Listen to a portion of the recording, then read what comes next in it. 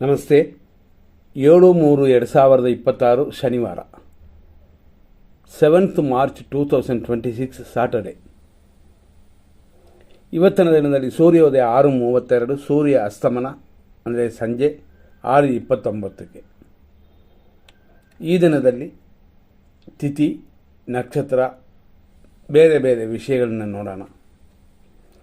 ಇವತ್ತಿನ ದಿನದಲ್ಲಿ ಚಿತ್ತಾ ನಕ್ಷತ್ರವಿದೆ, ಬೆಳಗ್ಗೆಯಿಂದ 11:15. ಆಮೇಲೆ ಬರೋದು ಸ್ವಾತಿ ನಕ್ಷತ್ರ. ಹಂಗಾಗಿ ಚಿತ್ತಾ ಮತ್ತು ಸ್ವಾತಿ, ಚಿತ್ತಾ ನಕ್ಷತ್ರ ಅರ್ಧ ಕನ್ಯಾ ರಾಶಿಯಲ್ಲಿ, ಅರ್ಧ ಭಾಗ ತುಳಾ ರಾಶಿಯಲ್ಲಿ ಬರುತ್ತದೆ. ಸ್ವಾತಿ ನಕ್ಷತ್ರದ 4 ಪಾದಗಳು ತುಳಾ ರಾಶಿಯಲ್ಲೇ ಇರುತ್ತದೆ. ಈ ರೀತಿಯಾದ ಇವತ್ತಿನ ವಿಷಯದಲ್ಲಿ ಚತುರ್ಥಿ ತಿಥಿ ಇದೆ, ಸಂಜೆ 7:17ವರೆಗೂ. ಆ ನಂತರ ಪಂಚಮಿ. ಹಾಗಾಗಿ ಪಂಚಮಿ ಶುಭ ತಿಥಿ. ಅದೇ ಸಮಯದಲ್ಲಿ ಇವತ್ತು ಬಂದಿರುವಂಥ ಚಿತ್ತಾ ನಕ್ಷತ್ರ ಚಂಚಲ ಮರಣವನ್ನು ಕೊಡುತ್ತದೆ. ಹಾಗಾಗಿ 11:15ವರೆಗೂ ಶುಭವಾಗಿಲ್ಲ. ಆ ನಂತರ ಬರುವಂಥ ಸ್ವಾತಿ ನಕ್ಷತ್ರ ಶುಭಕರವಾಗಿದೆ.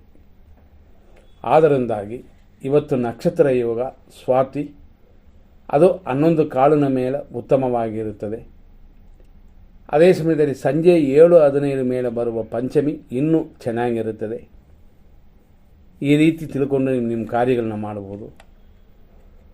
ಇವತ್ತೆಲ್ಲ ದಿನ ಪೂರ್ತಿ ಚಂದ್ರನಿರೋದು ತುಳಾ ರಾಶಿಯಲ್ಲಿ.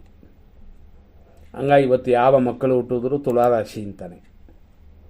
ಬೆಳಿಗ್ಗೆ 6:32ರಿಂದ 11:15ವರೆಗೂ ಚಿತ್ತಾ ನಕ್ಷತ್ರ 4ನೇ ಪಾದ. 11:15 ಮೇಲೆ ಸಂಜೆ 5:47ವರೆಗೂ ಸ್ವಾತಿ ನಕ್ಷತ್ರ 1ನೇ ಪಾದ. ಸಂಜೆ 5:47 ಮೇಲೆ ರಾತ್ರಿ 12:20ವರೆಗೂ ಸ್ವಾತಿ ನಕ್ಷತ್ರ 2ನೇ ಪಾದ. ಆನಂತರ ಅಂದರೆ ರಾತ್ರಿ 12:20 ಮೇಲೆ ಸ್ವಾತಿ ನಕ್ಷತ್ರ 3ನೇ ಪಾದವಿದೆ ದಿನ ಪೂರ್ತಿ. ಹಂಗಾಗಿ ನಾಳೆಯೂ ಇದೇ ಸ್ವಾತಿ ನಕ್ಷತ್ರವಿದೆ. ಆದ್ದರಿಂದ ನಾಳೆಯ ದಿನ ಅಂದರೆ 8ನೇ ತಾರೀಕು ಶುಭ ದಿನ ಅಂತ ಹೇಳಿ ಇಲ್ಲಿ ಪ್ರತಿಯೊಬ್ಬರು ಒಳ್ಳೆಯ ಕಾರ್ಯಗಳನ್ನ ಮಾಡ್ಬೋದು ಅಂತ ಕೊಟ್ಟಿರ್ತಾರೆ. ಚಿತ್ತಾ ನಕ್ಷತ್ರ ಇರುವವರೆಗೂ ಅಂದರೆ 11:15ವರೆಗೂ ಮರಣ ಚಂಚಲವನ್ನು ಕೊಡುತ್ತದೆ. ಆದ್ದರಿಂದ ಶುಭವಲ್ಲ. ಆನಂತರ ಬಂದಿರುವಂಥ ಸ್ವಾತಿ ನಕ್ಷತ್ರ ಶುಭ ಅಂತ. ಅದರಲ್ಲೂ ಪಂಚಮಿ ಬಂದ ಮೇಲೆ ಇನ್ನಷ್ಟು ಚೆನ್ನಾಗಿರುತ್ತದೆ. ಇದೆಲ್ಲ ತಿಳ್ಕೊಳ್ಳಿ. ಇದರಲ್ಲಿ 100% ಶುಭವನ್ನು ನೋಡೋಣ. 100% ಅಂತಂದಾಗ ಬೆಳಿಗ್ಗೆ 8:10ರಿಂದ 9:27, 11:03ರಿಂದ ಮಧ್ಯಾಹ್ನ 1:58, ಮಧ್ಯಾಹ್ನ 3:32ರಿಂದ ಸಂಜೆ 4:50, ಸಂಜೆ 7:19ರಿಂದ ರಾತ್ರಿ 1:59, ರಾತ್ರಿ 3:33ರಿಂದ ಶುಭವಾಗಿದೆ. ಇದೆಲ್ಲ 100% ಶುಭ ಸಮಯಗಳು. 100% ಅಶುಭ ಸಮಯವನ್ನು ನೋಡೋಣ. 6:32 ಮೇಲೆ 7:20ವರೆಗೂ ದುರ್ಮುಹೂರ್ತ. ಹಂಗೆ ಕಂಟಿನ್ಯೂ ಆಗುತ್ತದೆ.